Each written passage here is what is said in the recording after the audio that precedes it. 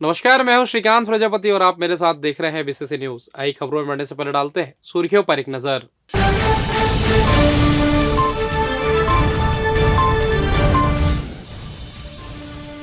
Millers पर होगी कार्रवाई, धान उठाव करने दिए गए निर्देश।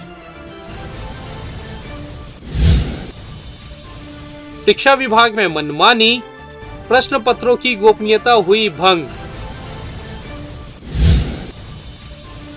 किसानों से अधिक धान की तौलाई, शोषण के खिलाफ हुई शिकायत।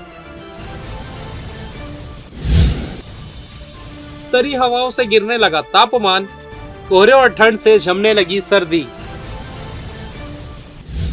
तो ये थी सुर्खियां, अब खबरें विस्तार से। बिलासपुर शहर में निःशक्त जनों के लिए अलग से दिव्यांग बाजार विकसित किया जाएगा। दिव्यांग जनों को इनका आवंटन कर उन्हें शासन की अन्य योजनाओं से भी जोड़ा जाएगा। कलेक्टर अवनीश शरण ने साप्ताहिक टीएल बैठक में योजनाओं की समीक्षा करते हुए इस आशय के निर्देश दिए। उन्होंने नगर निगम आयुक्त को उचित स्थान चिन्हांकित कर इसकी कार्य योजना तैयार करने को कहा है। उन्होंने अनुबंध के बावजूद धान का उठाव नहीं करने वाले मिलरों के विरुद्ध सख्त कार्रवाई जारी करने के निर्देश अधिकारियों को दिए। कलेक्टर ने बैठक में कहा कि स्वामी आत्मानंद स्कूल में शिक्षकों की भर्ती पूर्ण हो चुकी है, इसलिए आसपास के स्कूलों में संलग्न किए गए शिक्षकों को कार्यमुक्त कर दिया जाए। बढ़ती ठंड को देखते हुए 2 पालियों में लगने वाले स्कूलों के समय में बदलाव करने के निर्देश डीईओ को दिए गए।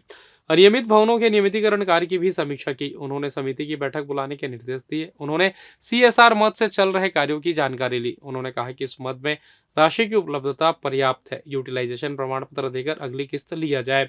कलेक्टर ने सभी शासकीय वाहनों में फर्स्ट एड बॉक्स रखने के निर्देश दिए गए। रेड क्रॉस सोसाइटी द्वारा सभी शासकीय वाहनों के लिए बॉक्स उपलब्ध कराई जा रही है। उन्होंने इस माह के 19 से 25 दिसंबर तक मनाए जाने वाले सुशासन सप्ताह के संबंध में भी दिशा निर्देश दिए। अब तक लंबित समस्याओं का निराकरण कर अपलोड किए जाने पर जोर दिया। टीएल बैठक के बाद अर्बन पब्लिक सोसाइटी की बैठक में हुई, जिसमें पीएमई बस सेवा के लिए बस डिपो में आधारभूत संरचना निर्माण के लिए प्रस्ताव का अनुमोदन किया गया। नगर निगम क्षेत्र अंतर्गत सिरगिट्टी के वार्ड क्रमांक 11, 12 और 13 में बाहरी लोगों के आतंक से स्थानीय निवासी काफी परेशान हैं, जिन्होंने सोमवार को कलेक्टर एसपी को ज्ञापन सौंपकर उचित कार्रवाई करने की मांग की है। ज्ञापन में स्थानीय निवासियों ने बताया कि उनके क्षेत्र में मार्केटिंग का काम करने वाले बाहरी युवक युवतियां बड़ी संख्या में किराए के मकानों में रहते हैं, जो मार्केटिंग की ट्रेनिंग भी लेते हैं। उनके द्वारा आए दिन स्थानीय निवासियों से विवाद होने की घटनाएं सामने आ रही है, जो सभी पूरे गुट के साथ विवादों में शामिल होते हैं, जिससे क्षेत्र की शांति व्यवस्था प्रभावित हो रही है। हाल ही में कई मारपीट, चाकूबाजी की घटनाएं सामने आ चुकी है, जिसमें बाहरी व्यक्तियों की संलिप्तता मिली है। इन घटनाओं से स्थानीय निवासी परेशान हैं, जो ऐसे सभी वांछित लोगों को क्षेत्र से बाहर निकालने की मांग कर रहे हैं। साथ ही सभी किराएदारों की संपूर्ण जानकारी थाने में जमा कराने की भी मांग की गई है, ताकि उनकी पहचान आसानी से हो पाए। बाहरी लोगों के संदिग्ध गतिविधियों से सभी भयभीत है, लिहाजा इस पर जल्द से जल्द उचित कार्रवाई की मांग की गई है। जैविक खाद नेटवर्किंग मार्केटिंग का अवैध वहाँ पे कारोबार चल रहा है। आए दिन कुछ न कुछ घटना होते रहता है।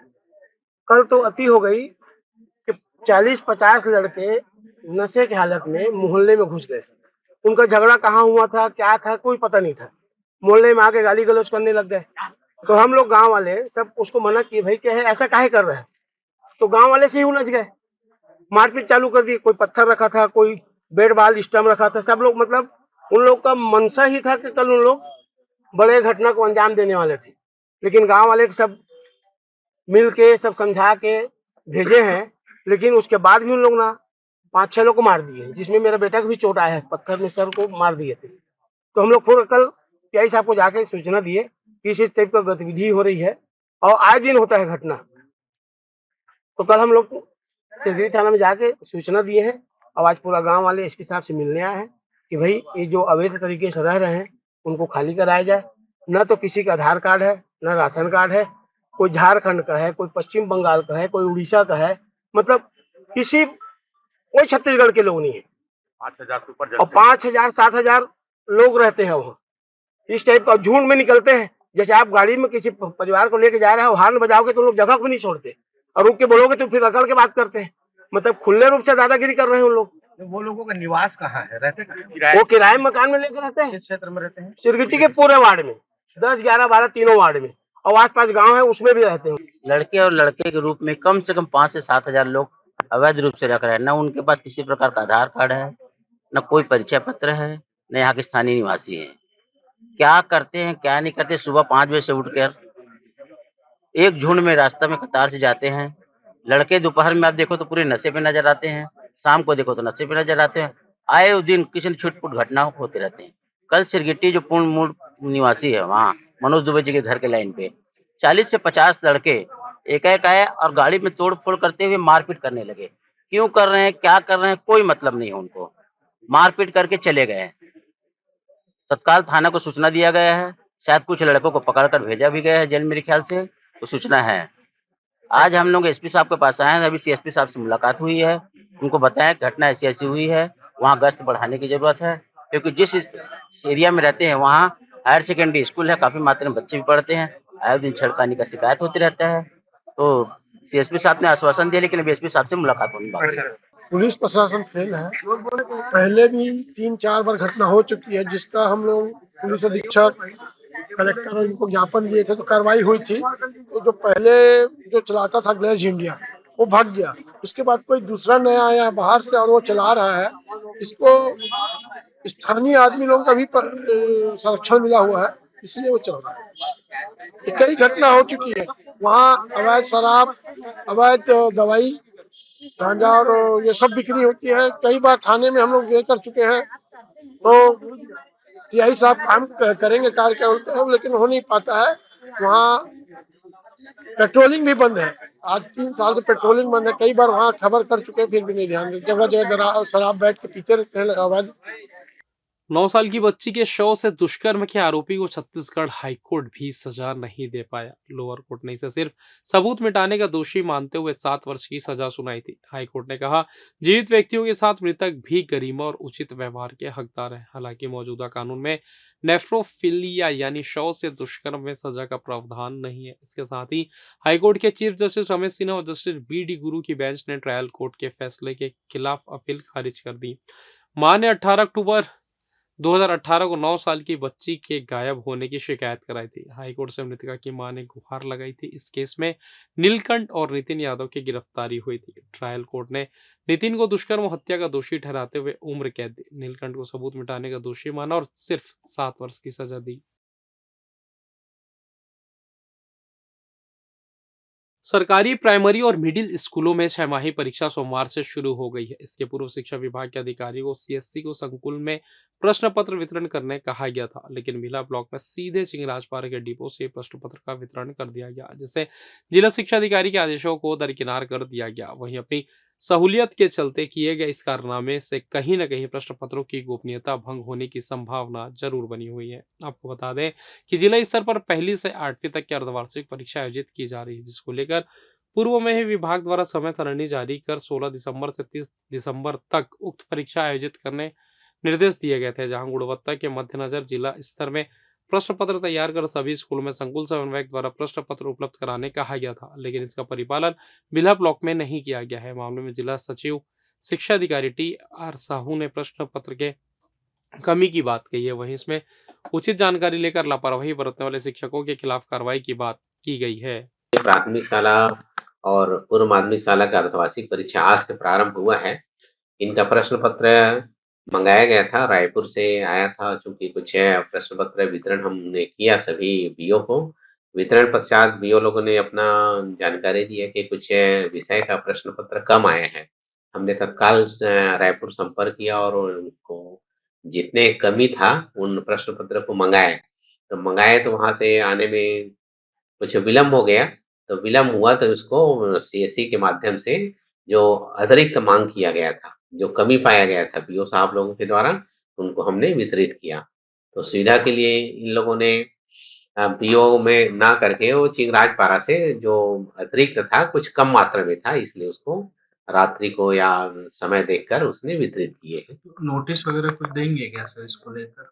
अब अभी तक तो किसी प्रकार का ये लिखित मुझको कुछ जानकारी नहीं दिए हैं। ये आप लोगों के माध्यम से मुझको जानकारी हो रहा है कि अलग से चिंगराजपारा में वितरित किए हैं। सुविधा के लिए उसने वितरित किया होगा क्योंकि आज ये प्रश्न पत्र होना था और कल या परसों रात्रि को इसमें दिए हैं।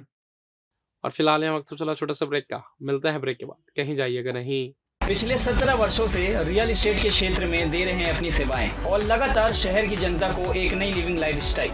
अपने कार्यों एवं सेवाओं के माध्यम से लाखों लोगों की उम्मीदों को दिया है आकार, इसलिए जिले में ही नहीं पूरे प्रदेश में इनकी पहचान है बरकरार। आपके सपनों के घर को हकीकत में बदल कर है दिखाना, इसलिए आपके लिए लेकर आए हैं भाटी आशिया।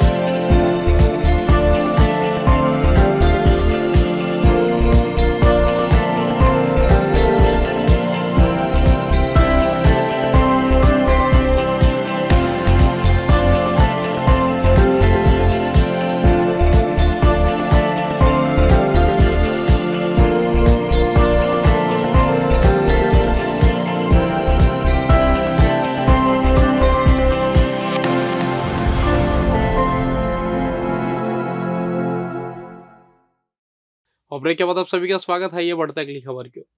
समर्थन मूल्य पर जारी धान खरीदी प्रक्रिया में किसानों से अधिक धान की अवैध वसूली की जा रही है। किसानों से प्रत्येक बोरी सहित 40 किलो 700 ग्राम धान का तौल किया जाना चाहिए, लेकिन जिले में किसानों से प्रति बोरी 41 किलो 200 ग्राम धान लिया जा रहा है, जिसके पीछे सूखत को कारण बताकर अवैध वसूली की जा रही है। वहीं जब कोई किसान इसका विरोध करता है तो उससे धान में गुणवत्ता की कमी बताकर परेशान किया जा रहा है।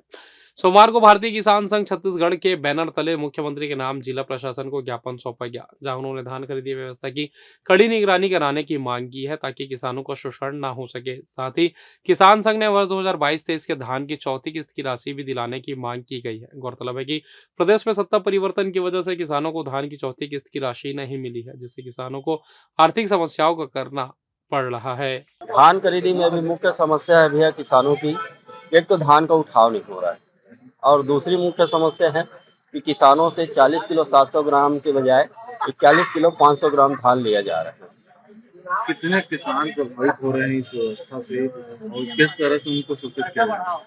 इस व्यवस्था से पूरे लगभग पूरे जिले में किसान प्रभावित है और वो कुछ बोल नहीं पाते, इस नाम से बोल नहीं पाते क्योंकि उनका धान को कुछ न कुछ ये बताकर वापस कर दिया जाता है कि आपका धान में कोई खराब है कि पाखड़ है कि और कुछ भी है, तो किसान बेचारा मजबूर है मतलब एक्स्ट्रा धान दे के अपना धान तौलवाने के लिए। स्थानीय जनप्रतिनिधियों से मिले हैं क्या, विधायक सांसद लोग से आप लोग?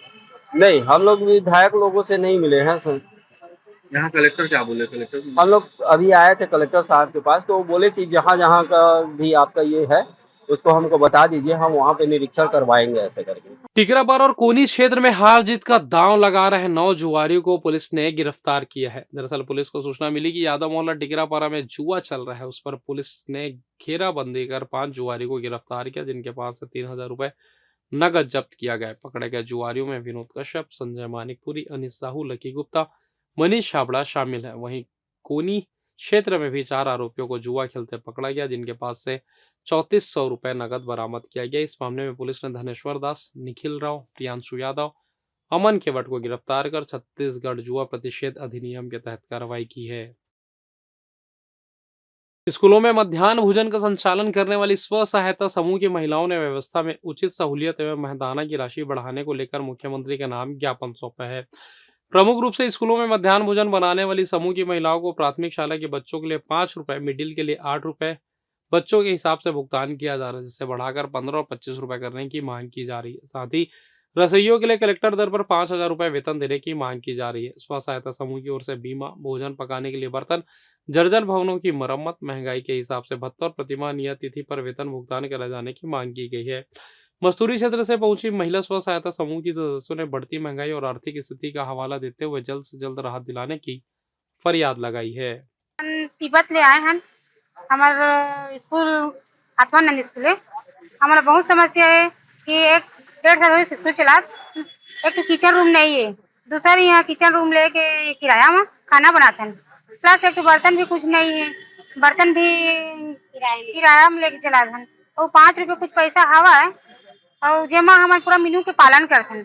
अचार, पापड़, दाल, सब्जी, पचरत में दाल खिलाते हैं, सांभर दाल खिलाते हैं, पुलाव भात देते हैं, जो मेनू है उसका पालन करते हैं। लेकिन ये हमारे बहुत समस्या होती है, जेकर कारण से हमारे नहीं हाल अपन समस्या ला कहे लाए हम साहब मल्ला और ये ला हमारे मांग ला पूरा कर देती ज्यादा अच्छा होती।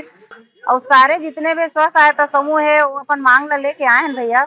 हमारा बहुत समस्या है कि समय समय में पैसा नहीं आया था, राशन खरीदे में समस्या होते और निश्चित समय में पैसा नहीं आया में समस्या होबे करते। जर्जर कक्ष एगर से हमारा बहुत समस्या है, बरसात में पानी टप के लाते हैं, हम बहुत मुश्किल से कुछ कुछ करके खाना बनाते हैं। ये चीज पर हम बहुत बार बार बोल चुके हैं, स्कूल में भी बोले हैं और जहाँ जहाँ अपन बनी वहाँ वहाँ बोले हैं, लेकिन लिखित में सूचना नहीं दिए रहे। मानदेय कम है तो है ना, और रसोईया मन के मानदेय इतना कम है भैया। सुबह से लेके मन 10 बजे से आ रही थे और 2 बजे 2:30 बजे अपन घर जाते, मतलब पूरा दिन भर के उनका समय लगते। और आज के कलेक्टर दर की रोजी कम से कम 300 से ऊपर है, तो मान ला एक दिन की रोजी भी बेचारी मतलब नहीं मिल पाए। महीना में केवल एक रसोईया 2,000 अभी की स्थिति में मिल पाते, कई बार वो में धरना हड़ताल करे के बाद। तो हमारे साथ बहुत सारे समस्या भी है, तो हमने अपन समस्या लेके एक बार कलेक्टर साहब के पास आए हैं ज्ञापन सौंपे बार और आगे अब कार्यवाही ला कलेक्टर साहब जानी का करही तेला हमन ला ज्ञापन सौंपना है, हमें सौंप के जाबो कलेक्टर साहब के द्वारा जो भी हमन ला मिली ओकर बाद फिर आगे का कार्यवाही ला हमन देखबो। बिलासपुर में लगातार तापमान में गिरावट दर्ज होने के बाद कड़ाके की ठंड महसूस हो रही है। मौसम विभाग ने आने वाले 3 दिनों तक उत्तरी और मध्य छत्तीसगढ़ के कुछ हिस्सों में शीतलहर चलने की संभावना जताई है। वहीं शनिवार की तरह रविवार को भी न्यूनतम तापमान 11 डिग्री सेल्सियस तक लुढ़क गया, जिसके चलते सुबह और रात में ठंड ने लोगों को परेशान किया। 5 साल पहले जिले में ठंड का कहर देखने को मिला था। दरअसल उत्तर भारत से आ रही ठंडी हवाओं के चलते जिले में रात के पारा में गिरावट दर्ज की जा रही है। 2 दिन पहले शहर में न्यूनतम तापमान 11 डिग्री सेल्सियस तक पहुंच गया था। इस सीजन में इतना कम तापमान एक भी कम नहीं उतरा, जिसके बाद से लगातार ठंड के कारण कपकपी महसूस हो रही है। फिलहाल इस बुलेटिन में बस इतना ही। मुझे दीजिए इजाजत, फिर होगी आपसे मुलाकात। तब तक देखते रहिए BCC न्यूज। नमस्कार।